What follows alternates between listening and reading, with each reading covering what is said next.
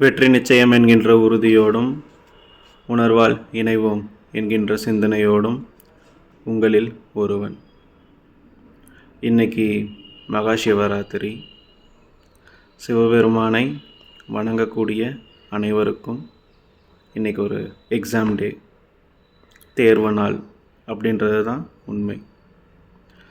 So இதை நான் ஏன் எக்ஸாம் டே அப்படின்னு சொல்கிறேன்னு சொன்னால், நாம் நம்மளோட அன்றாட வாழ்க்கைகளில் பல வேலைகள் செஞ்சிட்ருப்போம், படிச்சிட்ருப்போம், வேலைக்கு போயிட்டுருப்போம், இல்லை ரிட்டையர்ட் லைஃப்பில் இருப்போம். அப்படி இருக்கும்போது இந்த காலகட்டத்தில் இறைவனுக்கும் நம்ம நேரத்தை ஒதுக்கி அவரை நோக்கி போகிறதுக்கு உண்டான பயணத்தில் இருப்போம். அதனால் அந்த நம்மளோட எல்லா பயிற்சிகளும் இன்றைய நாளில் நமக்கு சித்தியாகி பூர்த்தி அடைஞ்சு நமக்கு ஒரு வெற்றியை கொடுக்கும். அதனால தான் இதை நான் எக்ஸாம் டேன்னு சொல்கிறேன். அடுத்து 365 நாட்கள் நாம் என்ன பூஜைகள் செஞ்சாலும் அதுக்கான பலன்களும் உண்டு.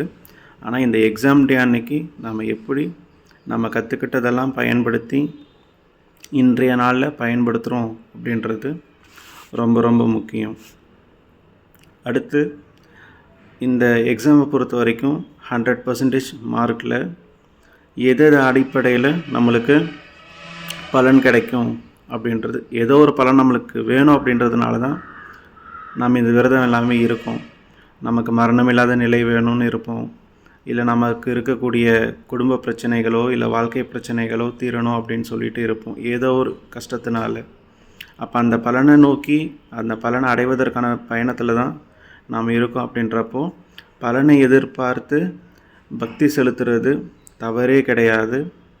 நாம் அவர்கிட்ட நடித்தாலும் அந்த நடிப்புக்குண்டான சம்பளத்தை இறைவன் நிச்சயமாக நமக்கு கொடுப்பாரு. நீங்கள் யாரும் அதை பற்றி கவலைப்பட வேண்டாம், சரிங்களா? அப்போ இந்த மகா சிவராத்திரி அன்னைக்கு நாம் எப்படி விரதம் இருக்கணும் அப்படின்னு பார்த்தோம்னு சொன்னால், ஒன்று மனசளவுலையும் நம்ம விரதம் இருக்கணும், ரெண்டாவது உடல் அளவுலையும் நம்ம விரதம் இருக்கணும். நம்ம எதெல்லாம் காம்ப்ரமைஸ் பண்ணிக்கிறோமோ அதுக்கேற்ற மாதிரி நம்மளுடைய பலன்களும் குறைஞ்சிட்டே வரும், சரிங்களா?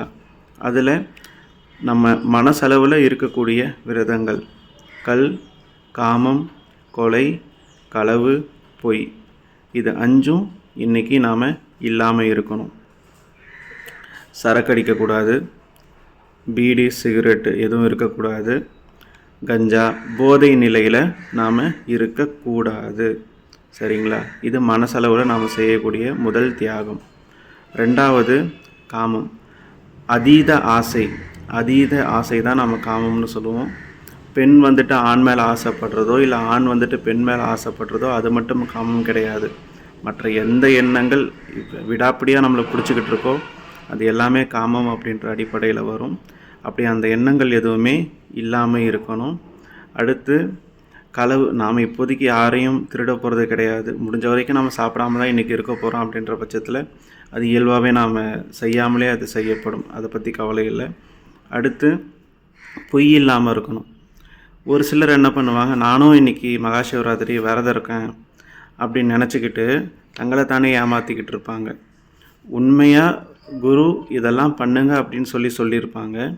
அதை பண்ணாமல் கேளிக்கைகளுக்குன்னா சும்மா என்டர்டெயின்மெண்ட்டுக்கு போகிறது, ஒரு படத்தை போட்டு விட்ருவாங்க. ஏதாச்சும் ஒரு சிவபெருமான படமோ திருவிளையாடலோ இல்லை கந்தன் கருணையோ ஏதோ ஒரு சாமி படத்தை போட்டு விட்டுட்டு சும்மா முழிச்சிட்டு உக்காந்துட்டு இருப்பாங்க.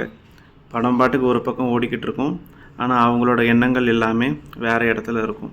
ஸோ அந்த மாதிரி பொய்யாகவும் இருக்கக்கூடாது, உண்மையாக இருக்கணும்.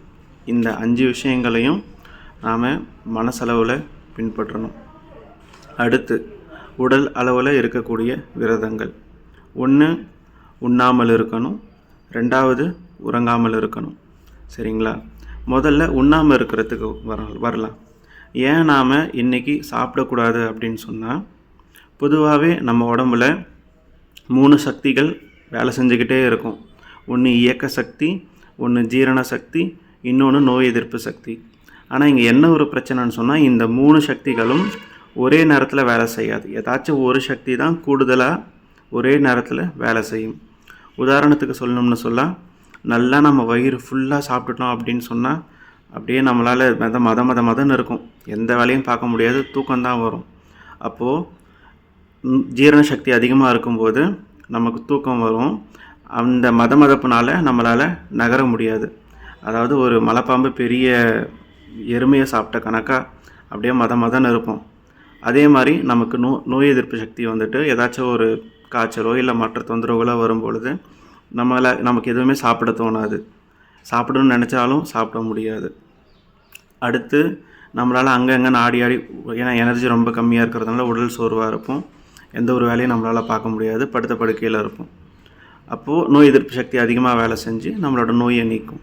அந்த மாதிரி இன்றைக்கி மகா சிவராத்திரி அன்னைக்கு நம்மளுடைய மூலாதாரத்தில் இருக்கக்கூடிய மூல அக்னியை கொஞ்சம் கொஞ்சமாக உயர்த்தி உச்சிக்கு கொண்டுட்டு போகிறது தான் இந்த மகா சிவராத்திரி நாள். அப்படின்றப்போ உணவு இல்லாமல் இருக்கிற வரைக்கும் நமக்கு உணர்வும் இல்லாமல் இருக்கும். நம்ம மூலாதார சக்கரத்தை பொறுத்த வரைக்கும் 2 உணர்வு தான் அங்கே இருக்கும். ஒன்று உணவு, நல்லா சாப்பிடணும். 2வது உணர்வு அப்படின்றப்போ ஆணுக்கு பெண் மேலே ஈர்ப்போ இல்லை பெண்ணுக்கு ஆண் மேலே ஈர்ப்போ, அந்த 2 விஷயங்கள் மட்டும்தான் மூலாதாரத்தில் இருக்கும். அப்போ நம்ம உணவு கொடுத்துட்டோம் அப்படின்னு சொன்னால் அடுத்த கட்டத்தில் அது காம எண்ணங்களை தான் தேடி போகுமே தவிர இறைநிலையை நோக்கி போகணும் அப்படின்ற சிந்தனை வராது.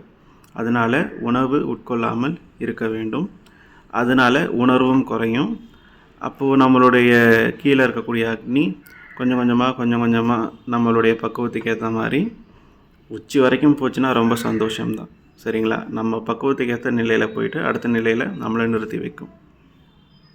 அடுத்து சரி, இப்போது நான் வந்துட்டு என்னால் சாப்பிடாமலாம் இருக்க முடியாது அப்படின்ற பட்சத்தில் முடிஞ்ச வரைக்கும் தண்ணி மட்டும் குடிச்சிட்டு இருக்க பாருங்கள். அப்படி இல்லை அப்படின்ற பட்சத்தில் காஃபி, பால், டீ, பழங்கள், அப்புறம் கோயிலில் கொடுக்கக்கூடிய பிரசாதங்கள், அதாவது குறைஞ்ச உணவு, குறைஞ்சபட்ச கொஞ்சம் வயிறு ஃபுல்லாக சாப்பிட்றத விட்டுட்டு கொஞ்சமாக உணவை எடுத்துக்கொண்டு விரதம் இருக்க பாருங்கள். அதுவும் இல்லை என்னால் முடியாது அப்படின்றவங்க, சரி நான் வந்துட்டு தூங்காமல் இருக்கேன் ஆனால் நான் சாப்பிட்டுக்கிறேன் அப்படின்ற பட்சத்தில் நீங்கள் சாப்பிடலாம். ஆனால் ஒன்றை மட்டும் மனசில் வச்சுக்கோங்க, விரதம் அப்படின்னா விரதம் தான், காம்ப்ரமைஸ்லாம் இருக்கக்கூடாது. நீங்கள் எந்த அளவுக்கு உங்களை நீங்களே காம்ப்ரமைஸ் பண்ணிக்கிறீங்களோ அந்த அளவுக்கான பலன்கள் மட்டும்தான் உங்களுக்கு கிடைக்கும் அப்படின்றத நல்லா ஞாபகம் வச்சுக்கோங்க. சரிங்களா? அடுத்து உடல் அளவில் இருக்கக்கூடியதில் உணவு உண்ணாமல் இருக்கிறத பற்றியும் அதுக்கான பலன்களும் பார்த்தாச்சு. அடுத்து உறங்காமல் இருக்கிறது. இந்த உறங்காமல் இருக்கிறது வந்துட்டு விழிப்பு நிலையில் இருப்பது அப்படின்றப்போ சரிகையிலையும் கிரியையிலையும் இருக்கிறவங்க கோயிலுக்கு போங்க. கோயிலுக்கு போயிட்டு இறைவனுக்கு நடக்கக்கூடிய அபிஷேகத்தை பாருங்கள். அடுத்து தேவாரம் படிங்க, திருவாசகம் படிங்க, திருவருட்பா படிங்க. அப்புறம் பூஜைகளெல்லாம் பார்த்துட்டே இருங்க. உங்களோட புறக்கண்ணை பயன்படுத்தி இறை சிந்தனையிலேயே இருங்க. சரிங்களா?